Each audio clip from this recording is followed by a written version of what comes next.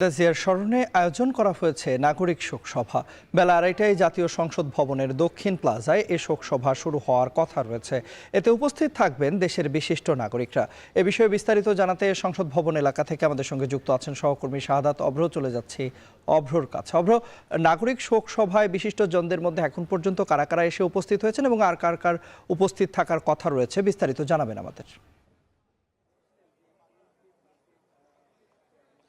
এই মুহূর্তে কিন্তু এখানে বলা চলে যে এখনো ফাঁকা চেয়ারগুলো আছে, তবে কিছুক্ষণের মধ্যেই কিন্তু এখানে লোকে লোকারণ্য হয়ে যাবে। আমি যদি একটু দেখাতে চাই যে পুরো জায়গা জুড়ে এই মুহূর্তে কিন্তু যারা আছেন সাধারণ বিশিষ্টজন থেকে শুরু করে এখানে আসা যারা অতিথিবর্গ আছে তারা কিন্তু প্রবেশ করতে শুরু করেছে। এই মুহূর্তে এই পুরো জায়গায় কিন্তু প্রবেশ করছেন বিভিন্ন পেশাজীবী, রাজনীতিবিদ এবং নানা সময়ে বেগম খালেদা জিয়ার সাথে যারা কিনা হচ্ছে একই সাথে রাজনীতি করেছে তারা।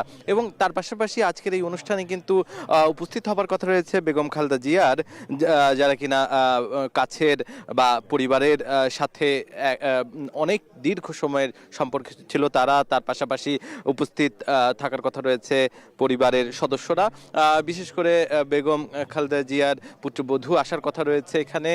তার পাশাপাশি জাইমা রহমান তিনিও কিন্তু আসার কথা রয়েছে। তবে তারা বক্তব্য রাখবে না, শুধুমাত্র তারা এখানে আসবেন এবং তার সহকর্মী, সহযোদ্ধা কিংবা যারা কিনা নাগরিক সমাজ আছে, যারা নানা সময় বেগম খালেদা জিয়ার সাথে কাজ করার সুযোগ পেয়েছেন, তাদের সাথে কিন্তু তিনি তারা হচ্ছে দেখা করবেন, কুশল বিনিময় করবেন এবং তাদের যে বক্তব্য সেগুলো কিন্তু শুনবেন। এখানের রাজনৈতিক যারা ব্যক্তিবর্গ আছে তারাও কিন্তু আমন্ত্রণ পেয়েছে বিভিন্ন রাজনৈতিক দলের, বিশেষ করে জামায়াত, এনসিপি থেকে শুরু করে বাংলাদেশের শীর্ষ রাজনৈতিক দলের নেতাদের কিন্তু হচ্ছে এখানে আমন্ত্রণ জানানো হয়েছিল। তবে তাদেরকে আমরা কাউকে প্রবেশ করতে দেখেছি।